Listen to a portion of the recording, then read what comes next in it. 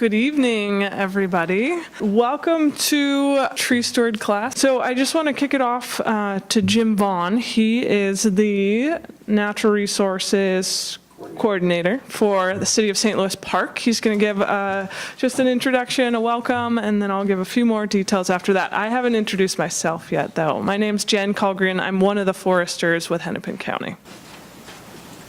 Thanks, Jen. It's a pleasure to be here and a pleasure to partner with Hennepin County and the University of Minnesota on this exciting program we have. As Jen mentioned, I've worked for the City of St. Louis Park, and I've been doing it for a long time. I'll leave it at that. And I welcome you to St. Louis Park. Those of you that aren't familiar with St. Louis Park, we're about 10 square miles. And we have a lot of natural resources that people don't realize. A beautiful nature center in the northwest corner of our city, as well as the Minnehaha Creek Preserve. We worked with Minnehaha Creek last year in terms of a partnership and created this beautiful boardwalk and trail system, as well as our Wolf Park out here that's attached to our rec center. What I do is I manage all our natural resources in St. Louis Park, including the trees, so I'll just focus on that a little bit right now since you are in the Tree Steward program. We have a comprehensive forestry program, so we have a tree crew, a full-time crew that goes out and will do all kinds of things from pruning trees to planting trees to removing trees to storm mitigation. The storms that come through, obviously we have to clear the streets when that happens as well.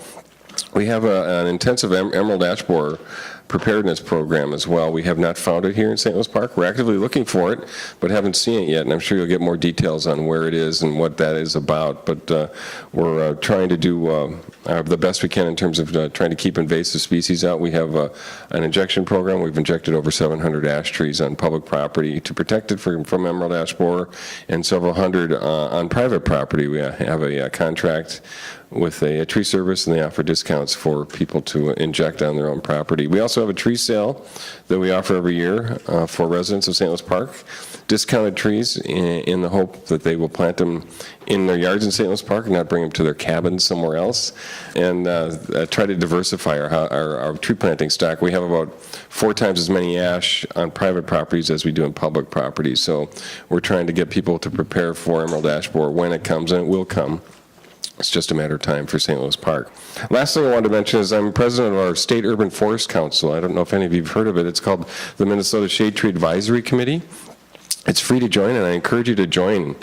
Go to minstack.org or Google that, and you can join online, and we send out all kinds of great information about trees and related urban tree information. The Shade Tree Advisory Committee is made up of people from the university, state agencies, people like myself, citizens, a variety of people that are concerned about community forests and shade trees in general, and so we try to get out the latest and greatest information. We try to advocate for trees.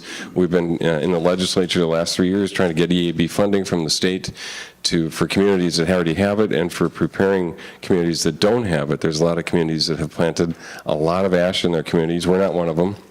Some communities have over 60% just ash trees. So we're out there trying to advocate for community trees, and I highly encourage you to sign up. You can get an email blast once a week that Ryan, one of our presenters, will probably talk about as well, and he does that for us. So again, it's minstack.org, and I welcome you to the Tree Steward program. So thanks for coming. And we'll turn it over back to Jen.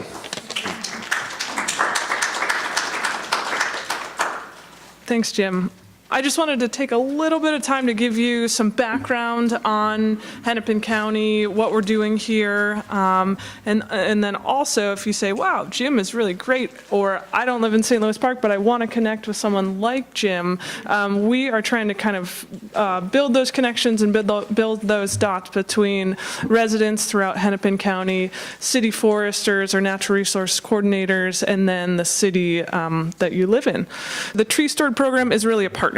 So it is housed with University of Minnesota in the Forest Resource Group, and so we are kind of a partner in the Tree Steward program, but we as Hennepin County are also partnering with cities throughout the county, and so we're hoping to host this class kind of traveling throughout Hennepin County and kind of build up a larger group of volunteers that really know a lot about urban forestry, how to get involved, how to volunteer, kind of know the ins and outs of of our urban forest and the latest of what's happening. We did put together a contact list of all of the cities in Hennepin County, and then who would be the best person to reach out to if you're interested in getting involved in your city.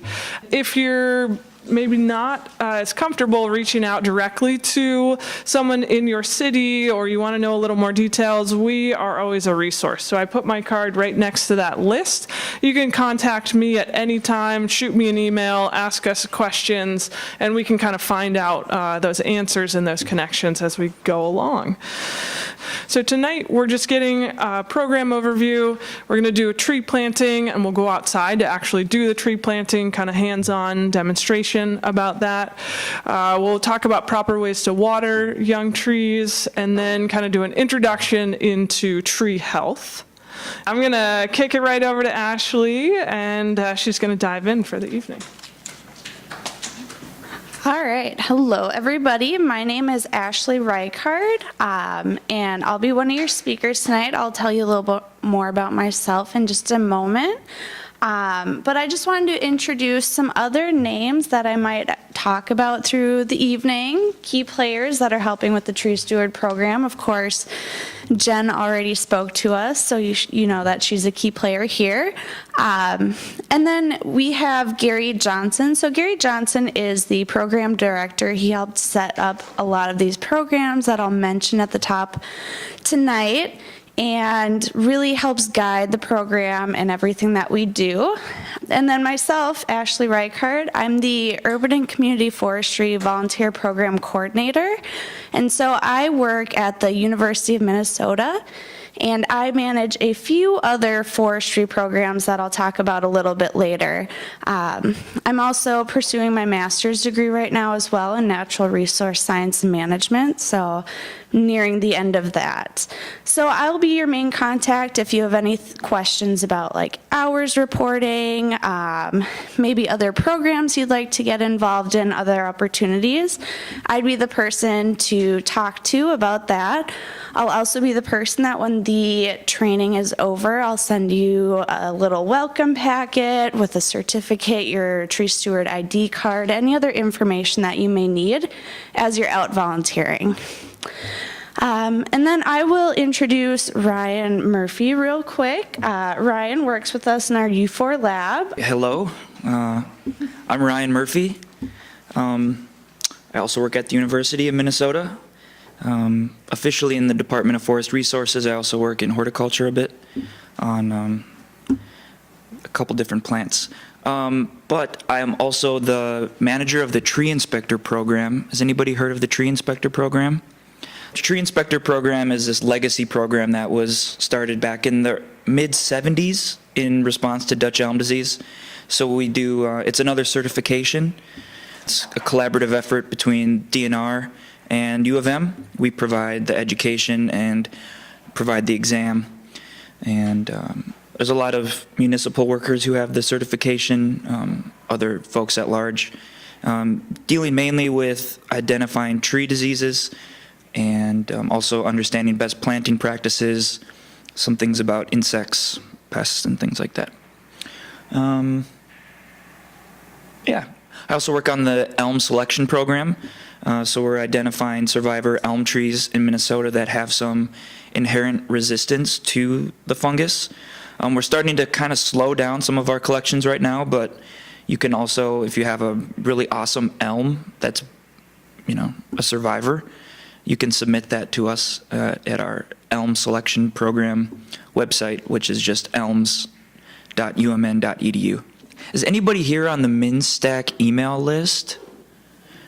It's a pretty unobtrusive email list. We send you a single email a week at 10 a.m. on Monday, and basically this event was listed on there. We list other events in Minnesota. So I would encourage you to sign up for that list, and if you go to the website mnstac.org,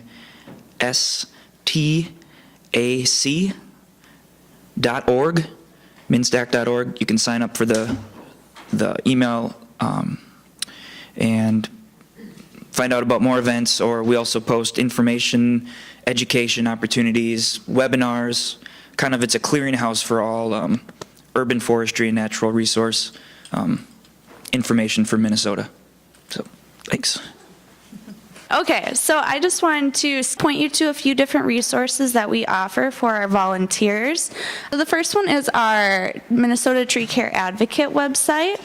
This is a great resource if you're looking for more opportunities, resources. I'll talk a little bit later about reporting hours for education to stay active. So this houses pretty much everything you need. We do tree essential classes on campus. The U of M campus, and what they are is it's just 2 hours on Fridays. We offer these every year. It's usually about June through the first week of October. So if you ever want to come brush up on some other topics, we offer topics on best planting practices, pruning, plant selection. We have diagnostic classes, and you can find those actually under the Tree Care Advisor tab. This is a really great resource, anything that you could need. And then we do also have this website called the MN Tree Source website. The DNR awarded 12 communities throughout the state with funds to increase their urban canopy and their forestry efforts. And so I help out with those as well. So this MN Tree Source website is kind of their host. But under resources, we have a lot of really great literature you could ever need. If you picked up a tree owner's manual, we have the digital version of that. We have a complete set of tree ID cards if you're looking to learn a lot more about ID. We'll touch on it a little bit with pruning, but these have a comprehensive, and you're welcome to download any of the resources available.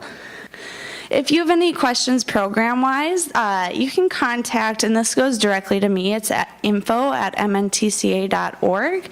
Maybe you're interested in other programs, or you just have a general question for me, or maybe you're looking for a resource you can't find. You can always feel free to send me an email, and I'm happy to help out. So we'll just kind of start off a little bit talking about why trees are important. I'm sure each of you have your own reasons as why they're important to you and why you're here, as we could tell from everybody's introductions. But really, there's so many different important factors to having trees in your life. I mean, it ranges from just being aesthetically pleasing, and it makes people feel a lot calmer and happier when you're around them, to doing actual efforts as far as like lowering your heating and cooling costs, providing that shade, reducing air and noise pollution. Like, trees provide so many awesome benefits, and having a great group of tree stewards, citizen pruners, tree care advisors, you could even get into the Master Naturalist program, Master Gardener. Everybody provides a hand into increasing the benefits that we see later on from these trees. And we'll talk a little bit later about lifespans of trees, and so you can kind of take a look at, if a tree isn't living for a long period of time, maybe has a short lifespan based on where it was planted or what diseases are out there, that they really can't provide all of these benefits that you see. So really, our efforts through the Tree Steward program is to help trees get closer to maturity or reach maturity and provide these benefits for the public. So it's really awesome that you're all here, because we'd all love to see these things happen and have them in our lives. But I just wanted to show you where the Tree Steward program fit in, and if you're a citizen pruner, how that kind of correlates. So just a little background. Our overarching, what we call our umbrella program, is the Minnesota Tree Care Advocate program, and that houses 3 of our smaller programs. So our Tree Care Advisor, our Citizen Pruner, and our Tree Steward classes. So these each have their own purpose and place in our programs. The first and the oldest one is our Tree Care Advisor program. So maybe if this piques your interest and you get really into it, maybe you want to become a Tree Care Advisor. I'll definitely suggest that. But it was a program founded in 1993. And what that consists of is it's about 30 hours of education to complete a core course. We have different assignments, we go on field trips, we do a lot more than what you learn about in a tree steward class. So touching on soil management, we'll get into storm damage, risk assessment, all these other factors that if you really are interested in diving more into trees, this is a really great program. And then from there, we kind of jump ahead a few years to 2013, and that was the start of the Citizen Pruner program. And that began in Rochester, and now we have about, how many communities? About 20 communities involved with the Citizen Pruner program. So as Jen had mentioned, Hennepin County is a participant in the Citizen Pruner program. We go all the way to Rochester, and we have a program all the way up in Ely, Minnesota. So we kind of get to be all over the state. And it's just it's a community-based program, much like Tree Steward. So you're here as a group in your own community, getting to get that education. And then, of course, Tree Steward. So this is actually a fairly new program. We began it in a few of our grant communities. Tree stewards are more educated members of the community who can act as a leader at a planting or provide information to somebody, complete some pruning tasks if you have the time and you really enjoy that. We'll also talk a little bit about the health of trees and the potential of monitoring them and being able to just keep an eye out on your own. And of course, just overall improve and increase the benefits that trees provide in your own community. So really, tree stewards can do a lot. And as a tree steward, you're not pinned down to one activity, like you have to do a planting and a pruning event and this and that. It's kind of the opportunity for you to be trained in a little bit of everything and then choose what you enjoy to work with. The opportunities are endless. But just touching a little bit on your commitment, so since this is a formal volunteer program, we have our initial tree steward training, which you're all here tonight, next week, and the week after. And so Jen had mentioned we have an exam in a couple of weeks. It's an open book competency assessment, just so we know you know where to find information. So you got these beautifully bound books, keep them on hand. There's also going to be a copy going up online as well that I'll send you a link to if you seem to misplace yours. But everything you'll need to know is in there. It's not a very complicated exam. I don't want to freak anybody out. But it's just a way to make sure that you know where to find your information. And then after that point, much like with the Citizen Pruner program, you'll get a little welcome packet with a certificate, your card, any other resources that I can put in there to be helpful. So you'll just be on the watch for that after classes end. And then as tree stewards, to stay an active volunteer, we just ask that you complete 10 hours of volunteer work a year. So that can be any topic that interests you. And so it's either 10 hours of volunteer work kind of on your own or 3 county hosted events. So anything that Jen and her group host, if you just do 3 of those, like 3 planting events, that counts as well. But we'll count any volunteer hours that are within the borders of Hennepin County. So if you're doing like a tree truss planting or you're doing some other project related to trees, you'll just want to keep track of that. Maybe it's a Citizen Pruner event. Anything counts as long as it's within the bounds of Hennepin County. But you can report these online. So it's on this MNTCA website. So if you just go under resources, there's a little report your hours tab. It's a nice little form. It's kind of broken up to fit the span of all of our programs. So if there's a section that doesn't apply to you, you just select no and you skip right through everything. So it's as easy as going in and saying under community activities, you spent 10 hours planting, check a box, send the form, and you're good to go. If you do more, want to add more details, you're welcome to, but it's really easy to make your way through. So it would be very appreciated that you enter any of your hours. I haven't mentioned this yet, but a lot of our funding for these programs is provided by the DNR and other resources. So we like to collect numbers, collect data, let them know that programs are successful and the money is going somewhere well off. So this helps us a lot.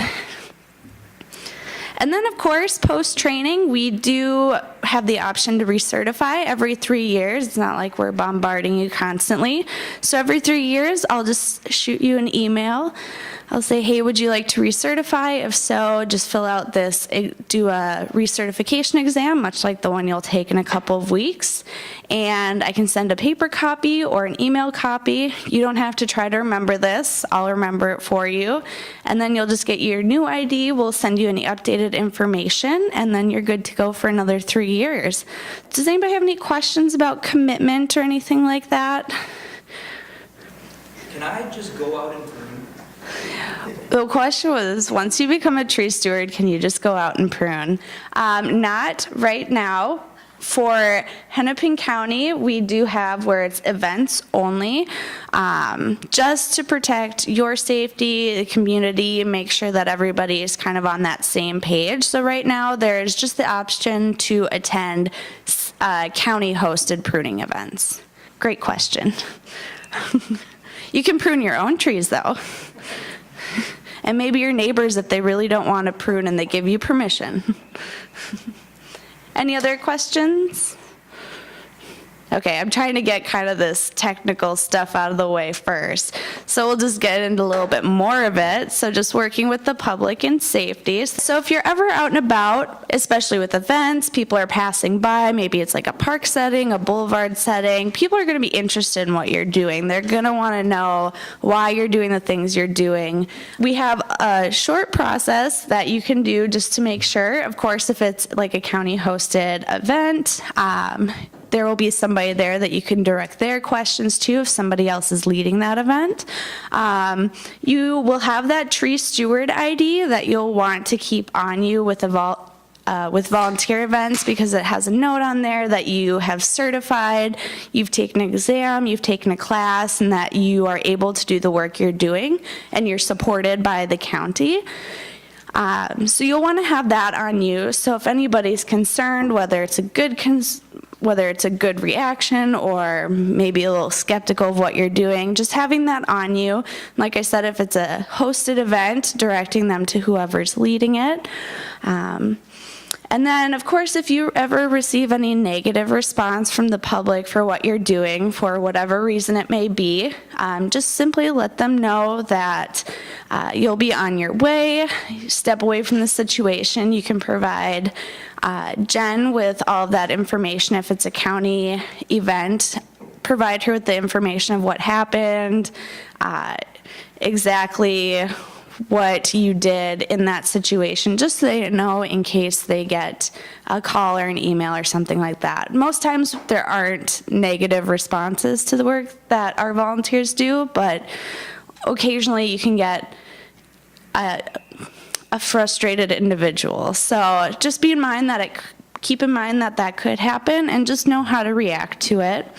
But they will also ask you questions that you probably won't know the answer to. Like, they may ask you, what's wrong with my tree in my backyard? It's doing this and this and this. And so if that happens, for liability's sake, we don't want to put you in a bad situation as volunteers. So if they ask you to look at their private tree, just simply let them know that you're a volunteer, they need a certified arborist or somebody from their city or county to come out and help them out. Like I mentioned, just because of liability issues, we don't want you getting in trouble for something. You can also refer them to the tree owner's manual that has a lot of the answers to questions that people will have as well. They also may ask you about their boulevard tree when you're out and about. Of course, direct them to contact their own city contact or county contact as well. Don't take that responsibility under your belt. That's not what you're out there to do. So just direct them to these other resources. And if they ask you, any other questions or keep pestering you about things that you don't need to answer, just simply say, I'm a volunteer. I'm not employed by the city. I'm doing this on my own time. And of course, if you keep getting more reactions, just step away from the situation. So really, we're just put a few of these rules in line so that we protect you as volunteers. We don't want this to be a bad experience for you. And then just quickly to address a little bit about public versus private land.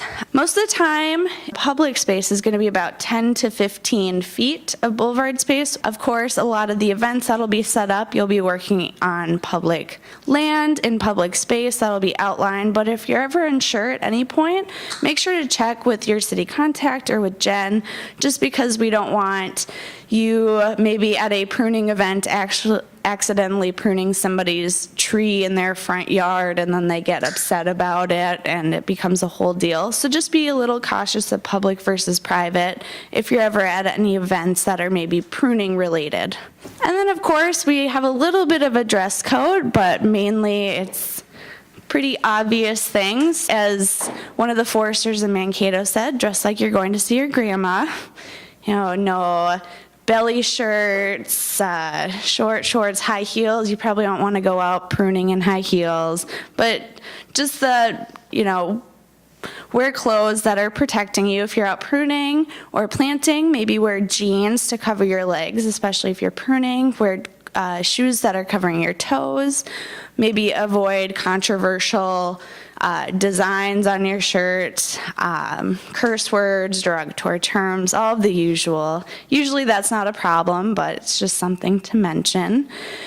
I think if there are any events like pruning events, high-vis vests should be available as well so that folks know that you're a volunteer. So I think that's all we have for the introductory portion, the fun stuff.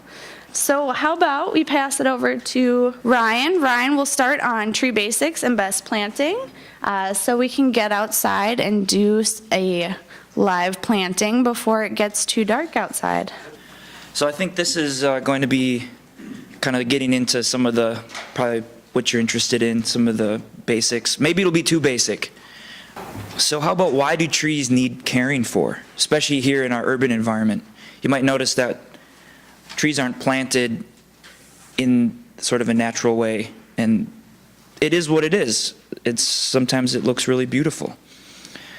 But out in nature where trees are sort of naturally occurring, you can find bur oaks that are living to be over 250 years old, silver maples, over 100 years old, box elder even, jack pine, paper birch, get the idea, these are longer lived trees.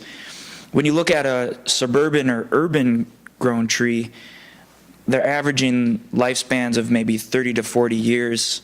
And really when you're in the urban core, maybe, in a downtown when you're getting plants in tree pits, it's like 7 to 10 years. There's a number of reasons. We won't really go into it. You could probably do a whole lecture on what's going on and why our urban and suburban trees not making it. But the idea here is we want to set the trees up for the best chance we can give them, despite all of the tough environmental factors going against them.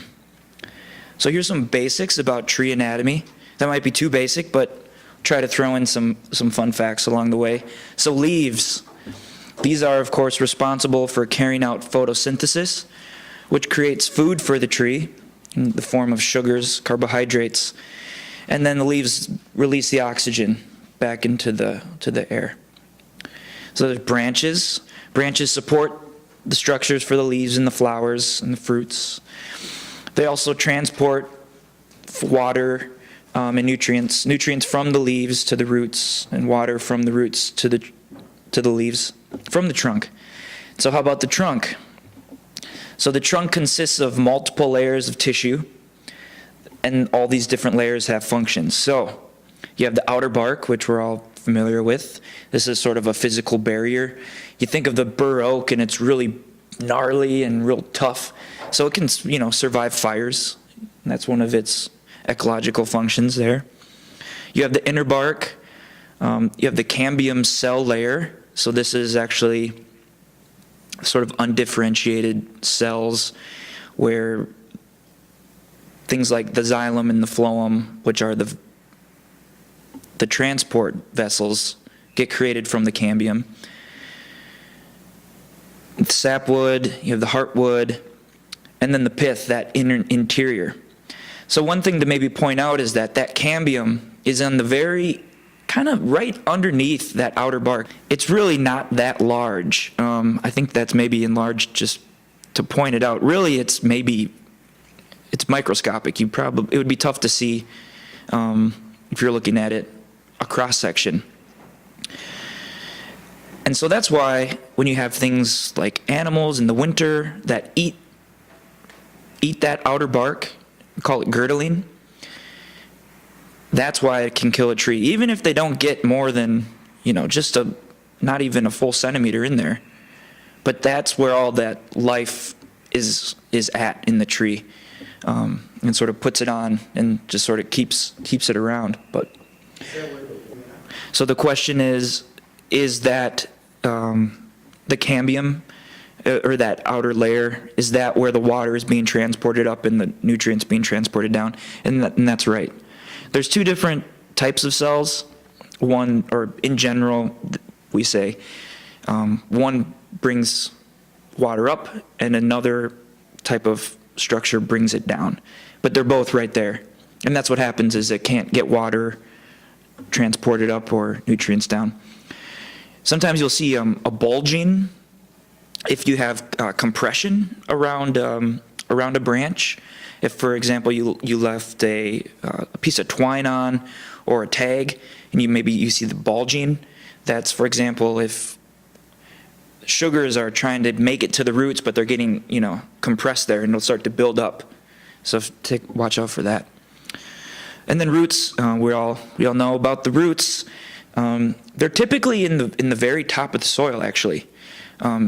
We think of roots being so deep, the roots go deep. And, structurally, there probably are structural roots, but it depends on the species, of course, but a lot of the sort of the fine roots that are getting the water and the nutrients, those are in the top foot, even 6 inches of the soil. So that's why when you think people are getting concerned about construction vehicles driving under a tree, it's like, what's the big deal? We're not hitting the tree. But it's actually that compression of the soil in that sort of that zone that can cause a problem. And you wouldn't think human traffic can be that big of a deal. Well, foot traffic over time in a park can really start to compress the soil. We take a lot of pictures of roots around the U of M.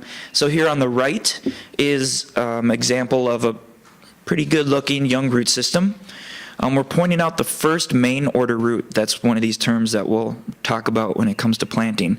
So that's the first root that's at the top of the root system, and it'll come into play when we plant. We want that root to be pretty much right at the soil surface. On the left is an example of a dysfunctional root system. We would call this sort of a pot-bound root system, or you can see the roots are encircling. And what happens is roots start growing in this fashion, and they just sort of keep going. They just kind of get used to a cycle, and they will keep growing, and they don't expand out. And so these trees are going to be very easily tipped over. Could the encircling roots be caused by the soil? For example, maybe it hits a hard pan or something. Generally, the really extreme cases, though, come from just nursery production and being in a pot over the course of 1 to 2 years and just growing really fast. I've seen roots where they hit a hard pan and then they'll kind of go at an angle. I guess it would have to sort of be a hard pan in a circle. There's lots of different planting types. The top left is the classic container, which you've probably think of. This is, there's lots of different types and just sort of molded black plastic. Pretty cheap, gets the job done, sturdy, easy to carry. We'll go into some of the issues that we're alluding to it here with the encircling roots.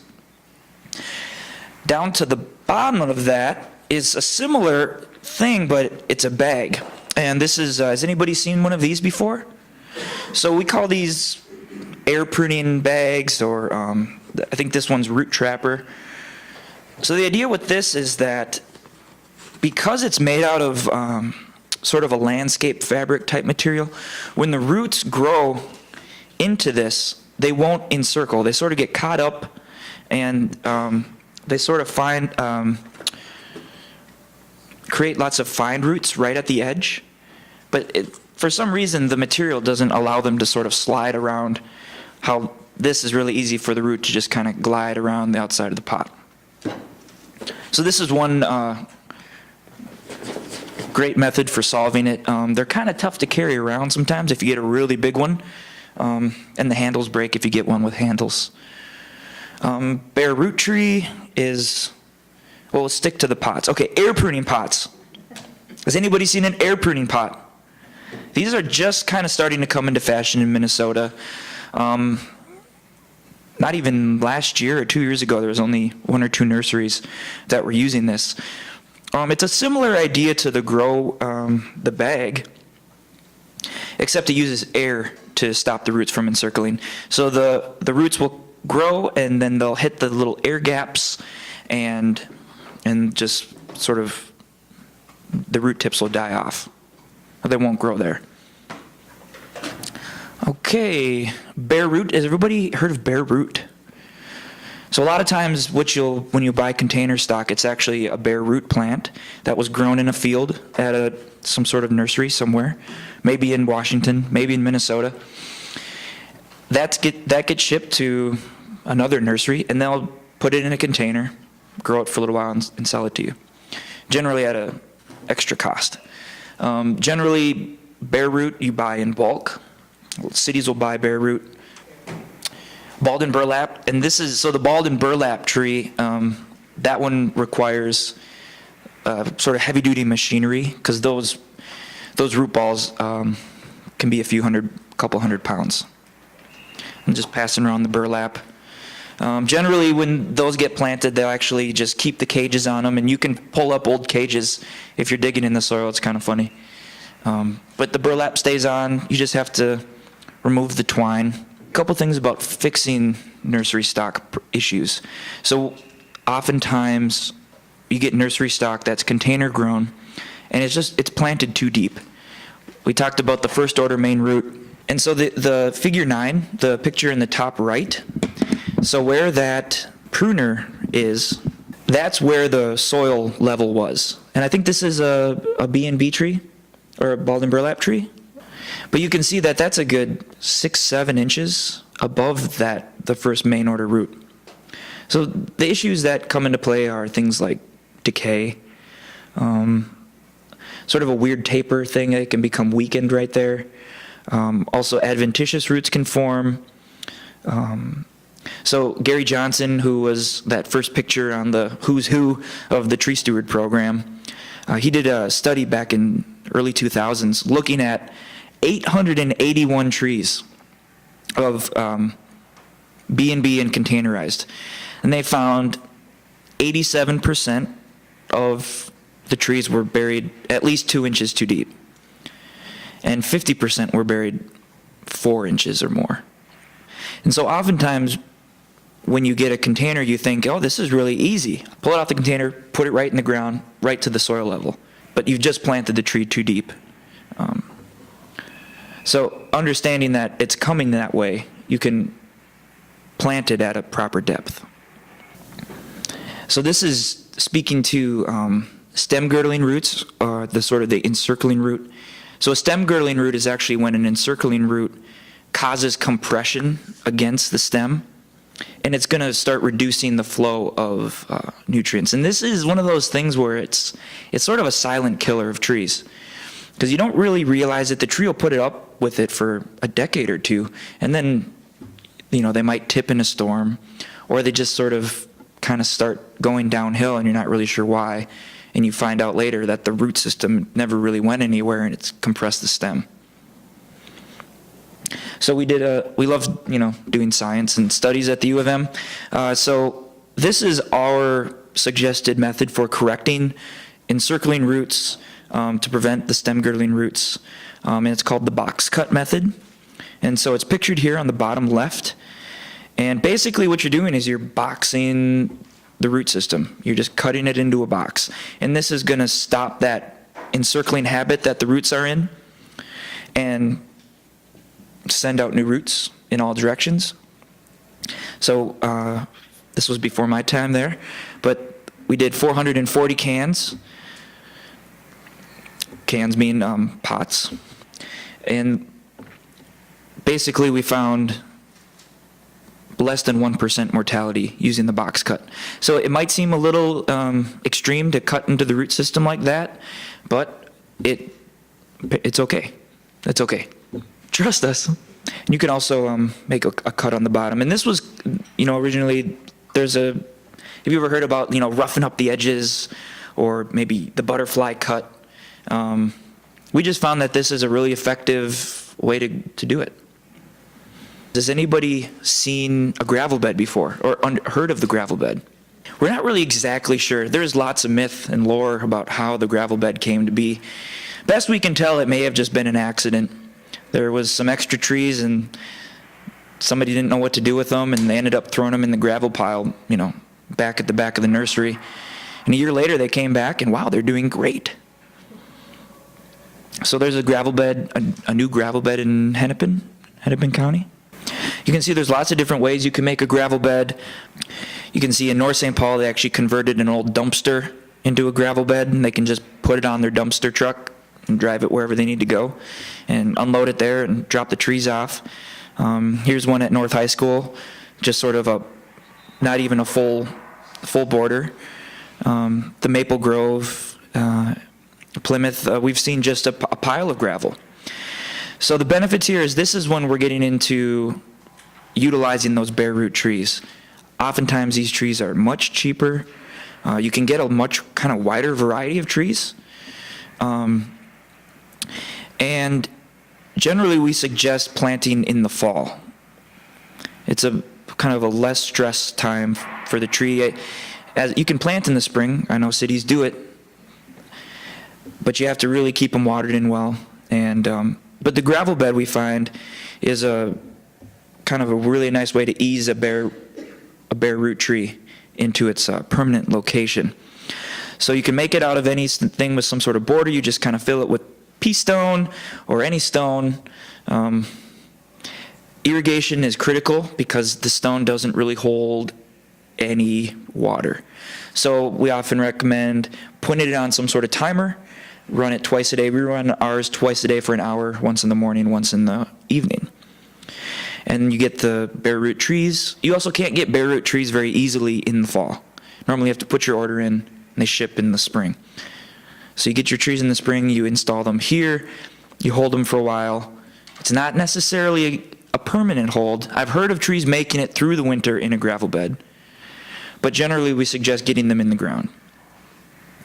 And this is some of the glamour shots from the gravel bed trees.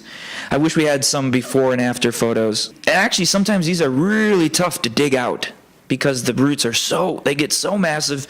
And what we find is they just form tons of the fine roots, the roots that are critical for the nutrient and water uptake.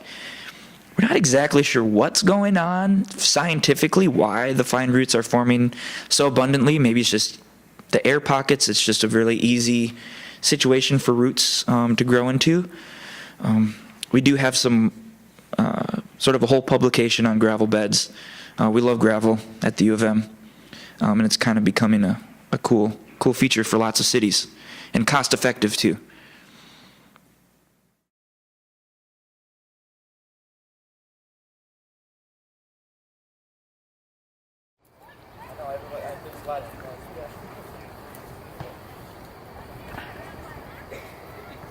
It's in okay shape. I wouldn't say it's in great shape. Our gravel bed has some water issues, so it tends to, I think, leave some lime residue on the trees. And then the first thing that you want to do when you're thinking about planting trees, whether it's in your backyard or at a school or a park, is make sure to do a locate to understand what the underground utilities are, or at least have a conversation around, where are the light posts, where are the electric lines, where's the fiber going, where are things that can be pretty costly or dangerous to get involved in. So this came from our gravel bed nursery, and you'll see some of those kind of fine roots that Ryan is talking about. Not as impressive as in the picture, but I was really hoping. Massive. So yeah, I think what we found out, red beds don't grow a ton of roots in the gravel bed, but like your elm or something that grows really fast puts on a lot of fibrous roots. over the summertime. So you can see kind of where the larger root system is, and then all of this stuff here is what has been growing over the summertime. So this will ideally help the tree get into its home environment a little bit better. But I was lamenting I didn't bring my pruners, but this root system looks pretty good. Generally, if there was some kind of dead roots, I might prune those off. But I don't have too many issues with this. It's surprising how shallow the hole is. Yeah, so like the difference between planting a big balled and burlap tree is you have to dig a much larger hole. So this is great for volunteer planting. It's even great to not have to carry around a 300-pound tree. Right, we can carry like 5 with one hand. When you get a big ball, are you talking that you're going to box cut it immediately, or are you going to break up the ball and If you're doing balled and burlap, you're not going to be able to. break it up? You're not going to box cut a balled and burlap tree. Okay. So I just kind of go through, make sure that these roots are headed in the right direction. One of the biggest takeaways about best planting practices is to make sure you're not planting the tree too deep. It's a very, very common practice. So what we're looking for is basically the first lateral root. So that's basically where we can see kind of that first, that root flare, where that it goes from the trunk of the tree and meets that root system, and where it starts to flare out. Some trees that you can see planted, they just go straight down into the ground, and that would be a tree that's been planted too low. So that what you want to do is make sure that first lateral root is flush with the grade of the grass or the soil. If you have to err on any side, recommend to plant a tree a little too high than a little too low. If the roots were a lot deeper, we would have to dig a much deeper hole to get that first lateral root at that right depth. The next step to do is to just backfill with the soil that you removed. Something I like to note to people, just to make life a little easier, sometimes the grass clumps are a little hard to deal with, so I just took those out first and made a pile of them. And now I've got some nice kind of fresh soil to work with that I can put around. And so what I'm going to do is basically just backfill this tree about halfway. What's kind of hard with bare root trees is there's a lot of air pockets. And that can, over time, that tree can settle and it can kind of lean, which is what we don't want. The biggest thing is just compaction for that soil. If it's really compacted, those tree roots are never going to be able to grow. So making sure that it's nice and loose around where you're putting that tree. So what I like to do is kind of backfill most of that soil and take some water, and then just kind of have the water naturally fill in those pockets. You'll kind of see it kind of settling in there. What do you do when you you lose a lot of soil to the sod? Yeah, I try and get as much out as possible, and then flip the sod upside down and have it hopefully kind of decompose under that. Oh, okay. Oh, okay. Careful on the sod, and just kind of get as much soil as possible. I like to make just a little donut around the tree. That will kind of help the mulch stay in one spot. So we're gonna mulch the tree with the mulch that it came in? Yes.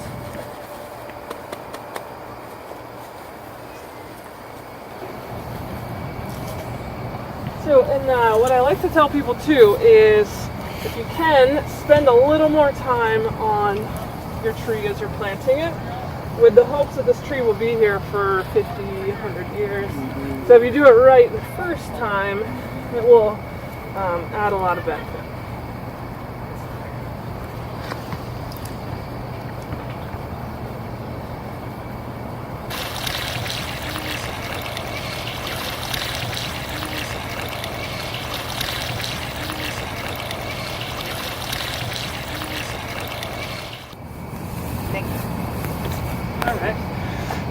So I just added another bucket of water. I guess the advantage too of making kind of this donut area is that you can water it and the water will stay where it is rather than running off a bunch. And so just kind of making sure this tree is not, pulling it out, it's not going anywhere. So there are a few ways to mulch properly, and there are a few ways to mulch improperly. So one way to do it improperly is to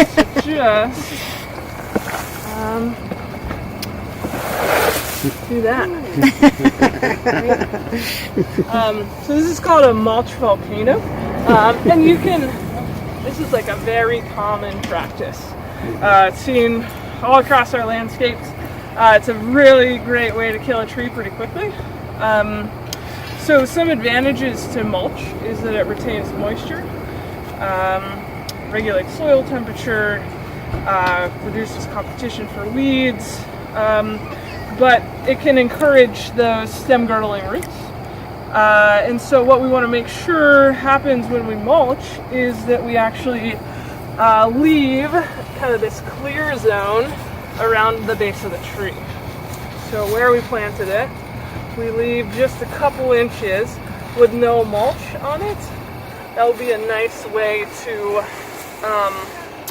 reduce those stem girdling roots and give that tree a chance to dry out around that really important root flare. So a big issue would be like rabbits coming and girdling the base of the tree, or mice, rodents, types of things. In a more naturalized setting, deer rubbing can cause a lot of issues. So we do try and protect the majority of trees that we plant. Along road corridors, we do stake trees, mostly just for protection of the tree against whatever is walking past it, or car, or it's kind of that harsh urban environment. The biggest thing with this, if you're ever using a stake pounder, I've seen this is probably the most dangerous part of tree planting. I've seen people get really excited, and then they come up, they actually miss the stake, and then this thing lands on their head, and then they end their day earlier than they wanted to. So don't do that. So I usually just kind of keep a foot close by and just little.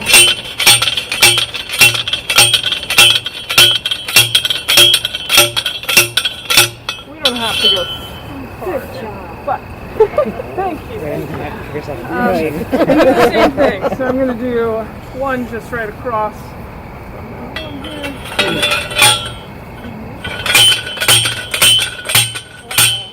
That is not a good spot.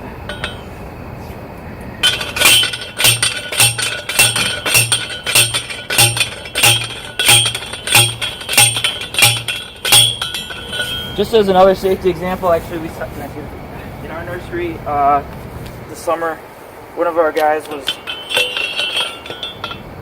when it's down this low and you're kind of leaning into it, and he just kind of brought it up, and it just, he put his head right into it. He's okay. He got accepted into his master's program. So you're staking these to counter that the north wind? Yeah, mostly. My answer would be vandalism. Yeah. But that's an added benefit.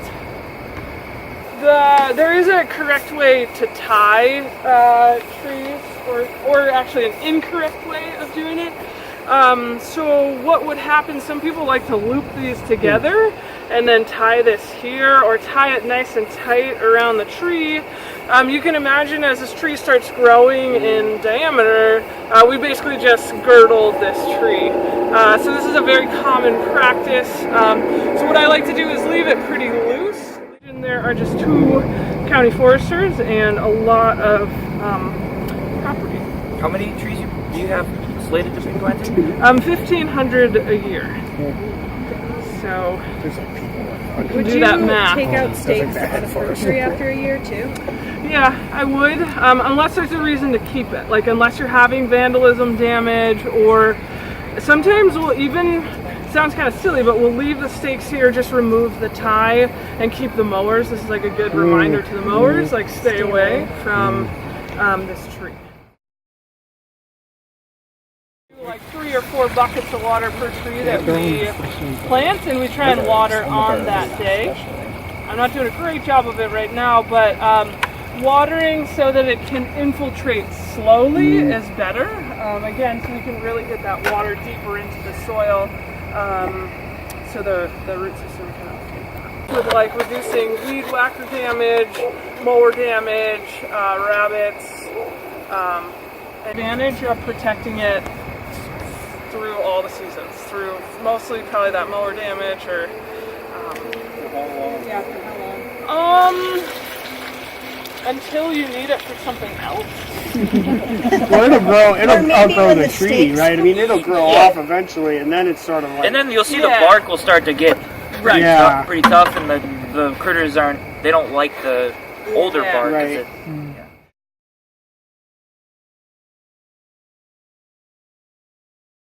Anybody think of any questions on the way back in? Anything not clear? I think this is going to be sort of a quick rehashing of what we talked about. So the mulch volcano, don't do this. Figure 19, donut mulching. So this is just a reminder that there is this thing called transplant shock. And we point this out because you might plant a tree and it just sort of, maybe it loses all its leaves, it kind of gets discolored, it just looks unhappy. This could just be kind of the shock of being ripped out of one place and put in another place. It doesn't mean that it's not going to make it. It could actually be a good way of strengthening itself. It's just a period of adjustment. As we say, it's going to be putting on root growth to kind of get the proper ratio for itself. Sometimes the soil might not be quite appropriate, but the idea here is that you see chlorosis or something in the first year, kind of stick with it, don't worry, don't rip it out. Give it a winter. So stem protection, as we talked about, there's something called a grow tube, which is pictured in the middle there. This is an old version of a grow tube. The new versions of the grow tube are sort of a transparent plastic, tinted to allow in a certain wavelength. They've done some kind of plant science-y stuff with it. You can get them in different sizes, so especially if you're trying to plant in an area where deer might be an issue, you can get them up to 6 feet, and they found that if you get a tree tube at a size of at least 5 feet, it can prevent the deer from sort of eating the tree. So if you want to reforest or something like that. It's also an even cheaper way to just plant a seedling. And then there, figure 24, mechanical damage, can really do a number. So staking, as we talked about, we don't want to baby the tree. We want to, get it to develop that caliper on its own. But sometimes just because the root system might be, too small or need it. And obviously there's no really hard, fast rules. If the tree needs to be staked for a couple years, you got to do what you got to do. There's products for everything. So instead of just using that sort of nursery twine, you can get these handy duty straps that you can use, maybe just a kind of lower grade twine, and it'll give you that nice buffer around the tree. Some people use a 3-stake system. Has anybody ever been to Austria, to Vienna, or any places like that? You go to Europe and you see all these different tree systems, like really intense, like wood signposts. And yeah, it's interesting, international urban forestry. So this is called hydrogel. It's a product that is used a lot of times to help with bare root trees being transplanted. It sort of envelops the roots and retains moisture. It starts out as this powder. I'm not exactly sure what it is. Some sort of silicon? It's a polymer chain. I see it, for example, in Minneapolis. They have their trees staged out at a tree lot. All their trees are going to plant, thousands of trees. And they'll take them out of their wood mulch piles. They'll dip them in a big bucket of hydrogel. And so that sort of sticks to the roots. And it's just for transporting during transplant. So it's not a soil amendment or anything like that. All right, so I was just wondering, out of these devices up here, has anybody used a watering bag before? Yeah, how about a watering ring? No? Water well? Tree diaper? Okay, so I just wanted to touch on a few of these different devices out there. I believe, Jen, you use a lot of the watering bags, correct? Okay, so this is one of the fairly frequent devices that you'll see communities use for watering. And just to preface a little bit, all of these watering devices are just a way to preemptively have water on hand when your tree needs it to slowly percolate it out over time. That differs a little bit when you get to like watering hoses where you have to hook up a system to it. But these are all kind of more for the convenience of watering your tree and keeping it hydrated more. And it makes your life a little bit easier if you just have to fill up a bag or a tube or something like that. So I will try to demonstrate and talk at the same time. So this is a watering bag. You can get these in a lot of different sizes. This one is a 20-gallon bag. So they're this really nice tarp material, and what you do is you place it around your tree and you just zip it up like a little jacket on that tree. And at the top, you have this nice hole. They're different brands, and they have different holes on the top of them to fill. So some will be smaller than others. You can get different colors as well if you want. Nothing crazy, usually like a lighter green, a darker green, brown. But these are really great, especially for communities to put around their trees so that somebody can come by, just fill up water once a week or as frequently as they can, and it just makes it a lot easier to keep that tree hydrated. And what this does is there are little holes along the bottom, so it will slowly percolate water out, not like days and days, but it will slowly percolate out through the day.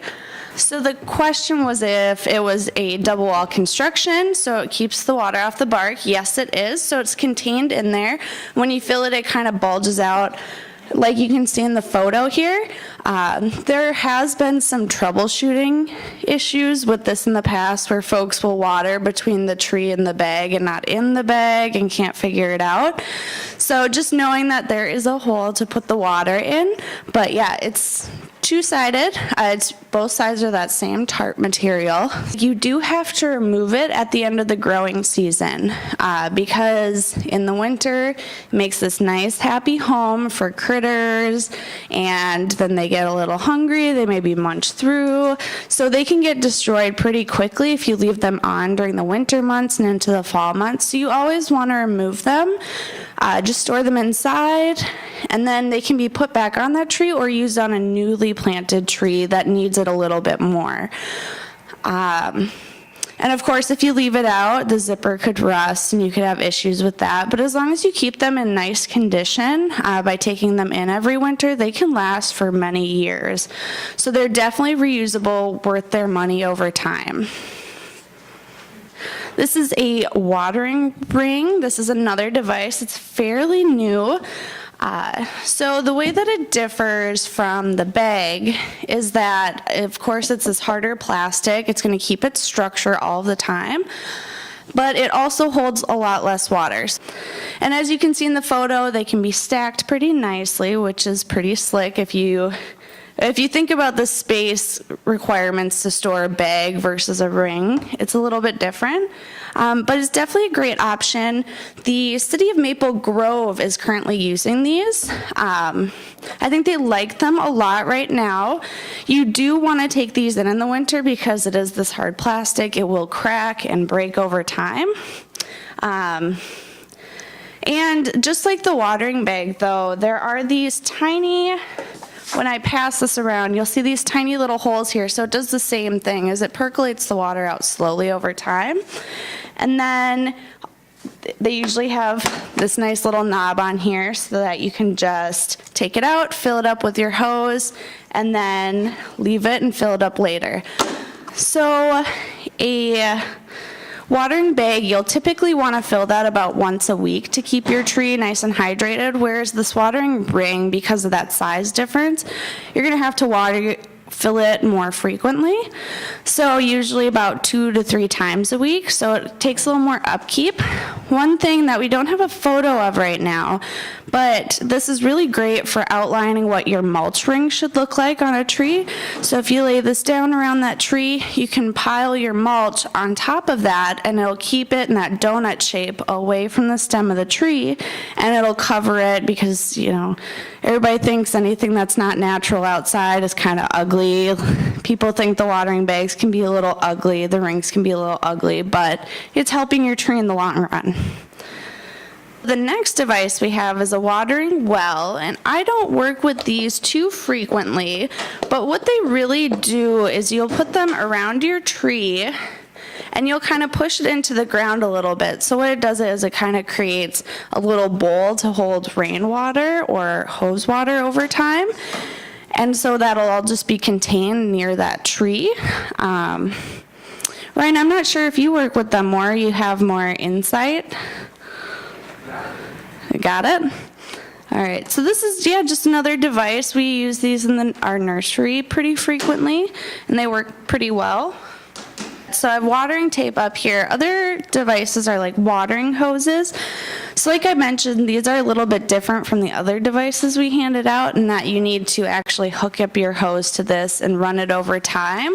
And all it does is it just slowly percolates water out from the entirety of the tube around that tree, so it waters it.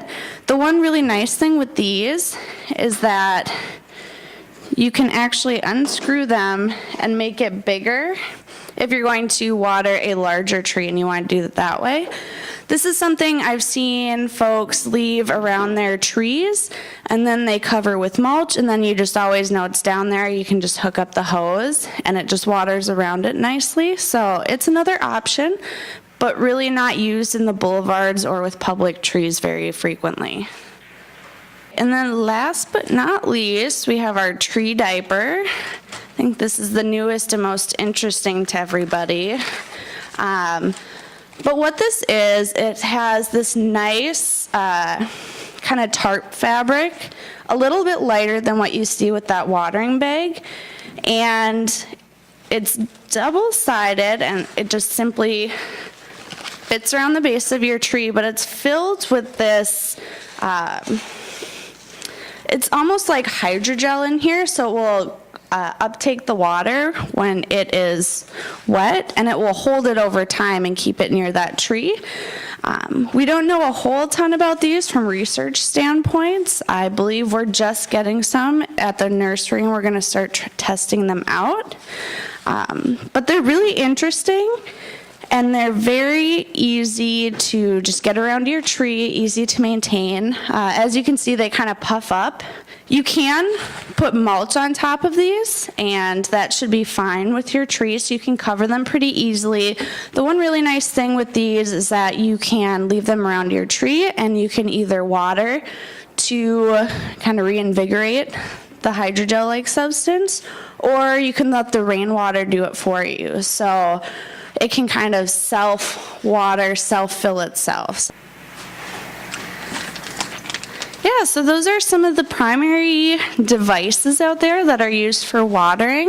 Are there any big questions on any of those? Yeah, yes.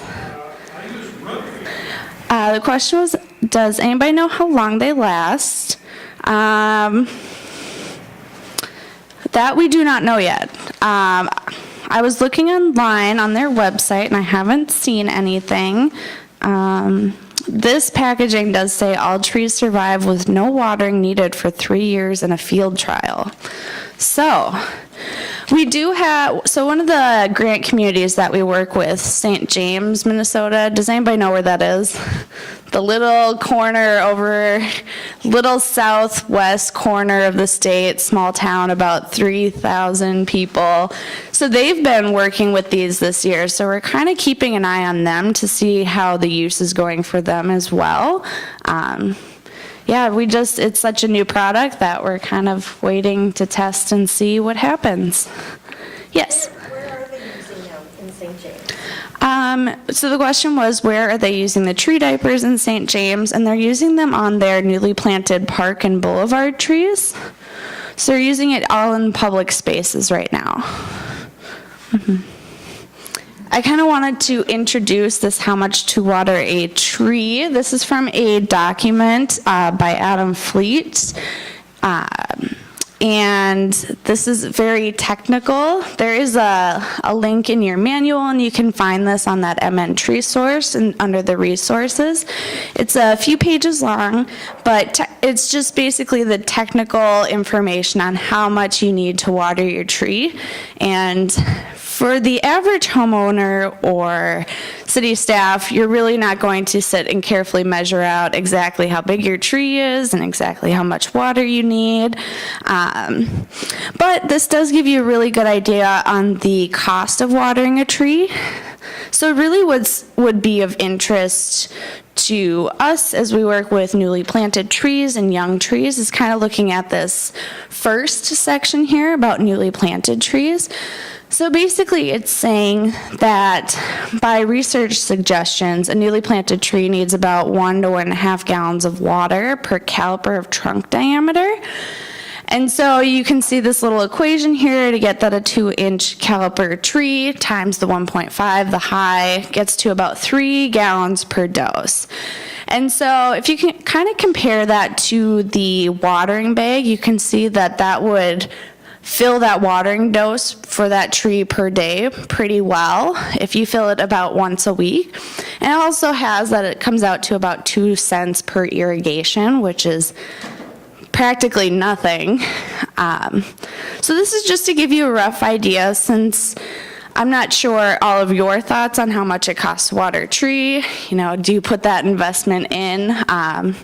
There are definitely folks out there who are skeptical of how much it actually costs to water a tree, and oh no, it's going to cost me so much money and I don't want to do that. But this is just to give you an idea that it's really not that much. And as an example, here's an example based on St. Paul's water prices to see how much. So if you're watering 20 gallons of water a week for a tree, so that once a week, not too bad if you're using a watering bag. And it's, I mean, this is even a high estimate because they have high water prices, about 7 cents. And say you were watering for about 140 days, so about half the year. It would only cost you about $1.40, literally less than a cup of coffee pretty much anywhere. So it's actually very, very affordable to water your tree, and why not water it frequently to make sure that your tree does well for many years. One thing to note, though, is that you can use these devices. However, if we get a lot of rain, you don't want to overwater your tree. So typically, if you get about 1 inch of water a day, a week, I believe, that will be enough to sustain your tree, so you don't have to go out and water it. So just something to keep in mind. You don't want to overwater. You can oversaturate and almost drown those fine roots, and that'll have a negative effect on your trees. So just keep that in mind. A lot of the time it comes down to looking at what the weather is doing. Of course, if it's really a very drought-prone time of the year, and you know it's very windy, very dry, very hot, maybe you need to go out and fill that watering bag twice a week or something like that. So just some thoughts to keep in mind. Does anybody have any big questions about watering? All right. So we have finished all the planting and watering things. So next on our agenda is tree health. So I'll just do like a short little introduction into some of the different issues you'll see in trees. We won't talk insects or diseases today. That'll be next Wednesday, but we'll just talk about some general issues you might see in the canopy. And this is really important because as tree stewards, it's beneficial for you to know what to look for in your tree, in that canopy, in your park trees, so that you can provide be that second pair of eyes and provide information to your city contact, your county contact, whoever is managing that trees that you can help. And you'll see why some of these can be bigger issues than others. So we'll start off with dieback and death. This is something to keep an eye out in your public trees. Mainly because this can start to be very dangerous for that tree. But before we talk about what's going on, we want to get to the root of what's happening with that tree. So typically with dieback or death, it could be a whole slew of problems. So it could be root damage. Maybe a new sidewalk was put in and half of that root system was lopped off. And you'll see dieback right above that because you don't have water and nutrients being taken up on that side of the tree. Maybe it's just general stress in that environment. Maybe it's too hot and too dry and there's not enough moisture to keep that tree sustained. It could be drought.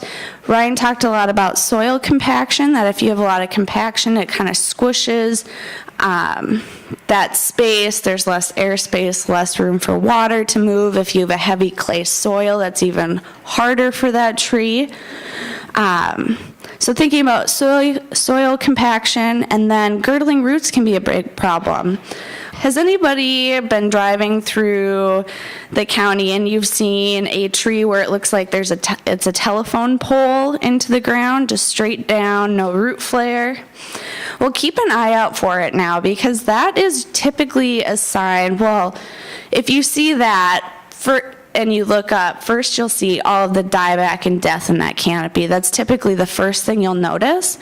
But what happened with that tree is that it was planted too deeply at some point. It was planted too deep. You're getting some decay in there. It's just not a great situation. You probably have some girdling happening down there.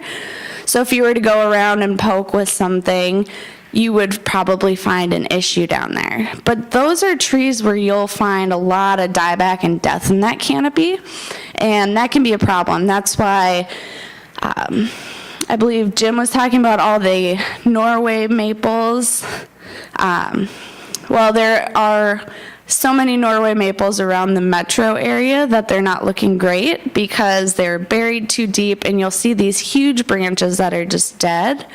So that's kind of one example that you could keep an eye out for. It's pretty interesting when you start to notice that. So look for that telephone pole at the base, and then look up in the canopy, and that's probably what's happening. Now, if you don't see that telephone pole, you can kind of knock off what's going wrong. So then maybe it's not being buried too deep or girdling roots. Maybe in that case, it's soil compaction that could be the problem. So you can kind of get at what's going on with that tree and get a good idea of maybe what's stressing it out. With dieback and death, you'll typically just see lack of growth or foliage, browning, yellowing. You'll see twig mortality. You might see that tree turn colors in the fall really early. So something to keep an eye out for. It's probably one of the more common things you'll see in your urban canopy as far as issues go. And then another issue to keep an eye out for is leaf scorch. So this is typically the product of high winds, high temperatures, low moisture. It's just the tree's reaction to there not being enough to sustain it properly. And that's why we'll see this a lot in your summer months, that July through August period, because that's usually the hottest time, the driest time. And this would be a sign that if you saw this on a younger tree, that tree would need watering to help it out, or somebody was neglecting to water it. So there are steps that could have been taken to prevent this. And so if you start to see this early on in the summer, it's something that's definitely preventable. And of course, you'll also see like this yellowing and browning, just a general kind of sad look. One thing to keep in mind too are there are some diseases out there that kind of mimic what leaf scorch looks like too. So to just be cautious that this might not be the only issue, but something that watering might help with. Next, we'll move on to trunk wounds. I was in Egan a couple years ago, and there was a tree that had a trunk, so it was a crabapple, had a trunk wound from about 5 feet all the way to the base of the tree, and the wound went all the way under the tree, so you could literally put your entire foot in the tree. The canopy was still kind of going. Didn't look great, but that entire tree was completely split, and you could go all the way through, kind of like this, but at the base of the tree.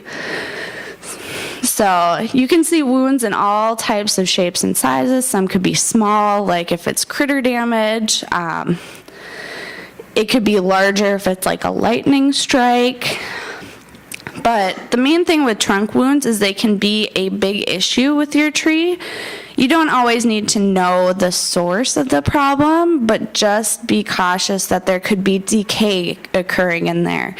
That structure of that tree could be very poor, and that could be a candidate where if a storm came through or something were to happen, it could come down pretty easily because of the lack of structure. This would also be a case where you'd see a lot of dieback in the canopy, because if you think of your vascular system, that phloem and xylem, it goes up and down like in a straw, and so if you cut off that flow, you're going to see dieback because of water not getting to the canopy, nutrients not getting there. So you'll see a lot of dieback in this instance as well. But yeah, it can be caused by a whole sort of, by many factors. So common ones that we'll see, we like to call lawnmower blight, from, not to pick on any public works employees, but sometimes, seasonal employees will get too close to the trees, hit them with weed whips, with lawnmowers. It's an accident. They don't really know, but that can be a huge issue. It can be winter damage. Any pests, like I said, critter damage, if rabbits get to a deer, of course, cars, vehicles, construction equipment. So there are so many reasons as to why this could happen. But really, you'll know what your trunk wound looks like, and this should be something to keep an eye out for, to look and see if there's any of that punky wood in there. It's decayed, it's not looking great, the canopy's looking bad. So something to keep an eye on. And another thing that tree stewards can keep an eye out for is leaf wilting, kind of like leaf scorch. It's something that could be beneficial to know about when your tree is younger, because this is especially caused by a water shortage. This would be a case where if you got in, you started watering it regularly, that tree would start to look so much better over time with the proper care. And typically you see wilting when a tree doesn't get all of the water it needs for the year. This can also be the result of root damage as well, if any construction occurs, or just any incidents comes up where the roots are damaged. And this can occur anytime during the growing season. You'll start to see this wilting. Sometimes you'll just see a little bit of a wilt on there. Sometimes you'll see a full-blown wilt where you know that tree is really, really stressed and really needs something. Otherwise, if this doesn't get remedied, this can be a huge issue later on in that tree's life. So other things to look out for, broken branches. This is a pretty obvious one, just because when you think about the type of injury that could occur with a broken branch falling on somebody's property. So typically, you'll see this a lot after like storms, wind damage. Some you'll just see natural breaks. It could also be the product of vandalism, as somebody comes around and breaks that tree, is playing with it. There are many reasons for it, but this is definitely a case where if you saw something, you'd want to notify your city or your community to let them know before somebody gets injured. And sometimes you can save part of the tree. It may not look good for a while. One thing you'll commonly see, especially in like storm damage, is some of our younger hybrid elms that they put on so much canopy that they tear out really easy. You'll get these broken limbs falling over the streets, things like that. And then we'll just touch on dead branches and stag heading. So this is kind of similar to the dieback that we just talked about. So this comes down to if it's root damage, drought, soil compaction, whole sorts of issues. And to differentiate between dead branches and stag heading. So dead branches would be if you have just smaller single branches, whereas stag heading would be large structural branches in that tree that are completely dead. So it's just kind of the difference, and that could determine maybe what is wrong with that tree as well, if it's stag heading versus just some dead branches in there. And it definitely varies tree to tree. This is usually due to one specific cause or a group of causes, but it can be very detrimental for that tree, very dangerous as well. So something to keep an eye out for. And then, of course, the age-old stem girdling root issue. So I talked about this a little bit when we were talking about that telephone pole shape happening with your trees. This can be a product of that stem girdling root issue or being buried too deeply. And so, like we had mentioned earlier, that it's really caused by those encircling roots pressing against that stem of the tree and compressing it. It's easy to fix these when planting. That's the big thing to remember. So you can always go in and prune, do that box cutting. You can prune out some individual roots if you're still having a little bit of issues there. Whereas if you had something this size or like the sample we passed around, that would be very difficult to remedy later on. It is possible, but that would be a situation to get a professional certified arborist out to take care of that for you. But this can be a definite do or die for trees. So that's why we urge using the box cut method, because this could prevent any stem girdling root issues. And like Ryan mentioned earlier, you can get them just breaking off in storms. They could just fall on their own accord. It's really not a safe situation to be around.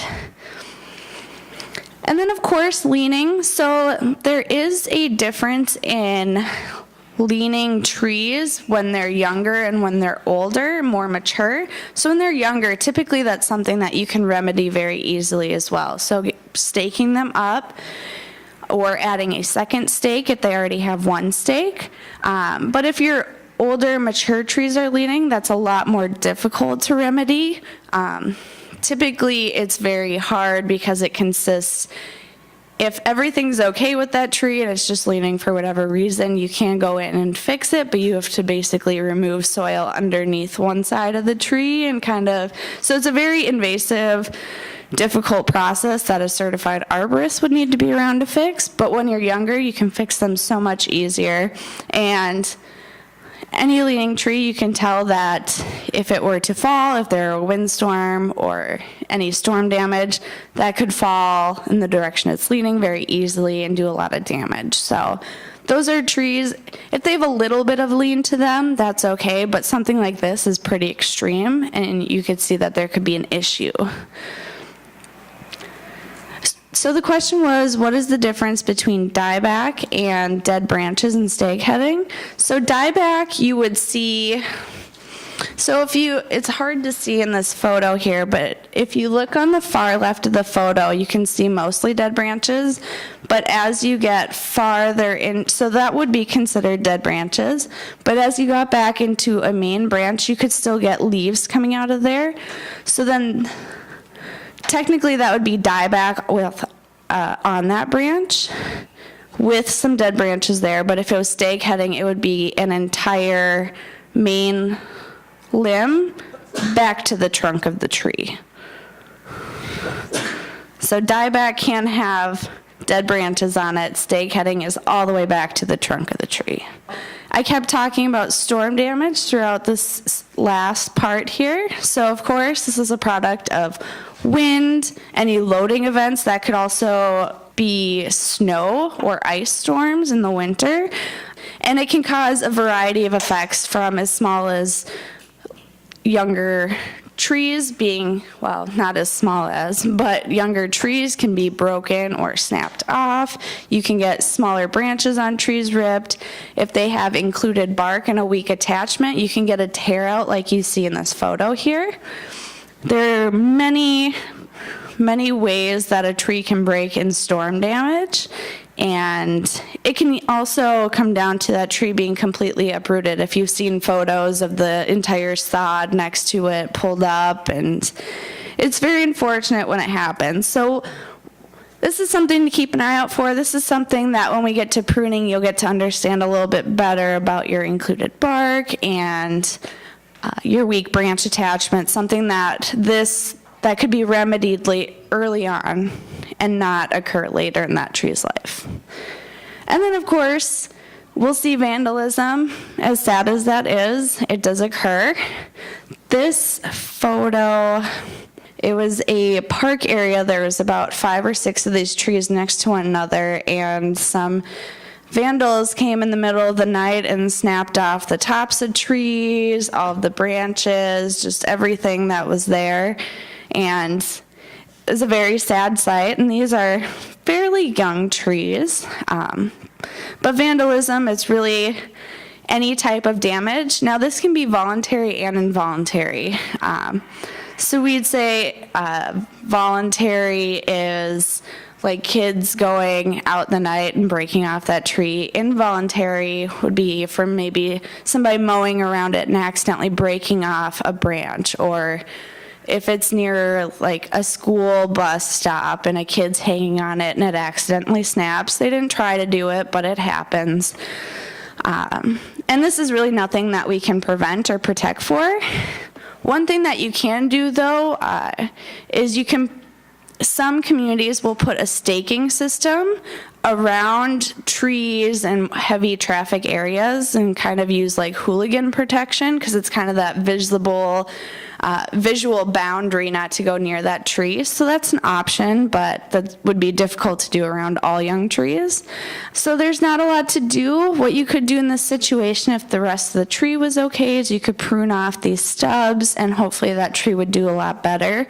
So there are some options to clean up if it's possible. Jen is working on a process now that you can do, that you will be able to do some monitoring on your own time.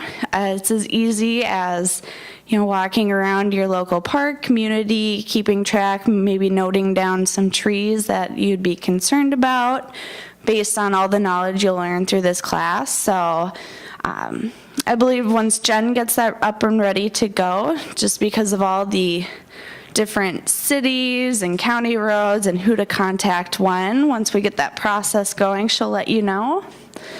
And that would be something to do on your own time.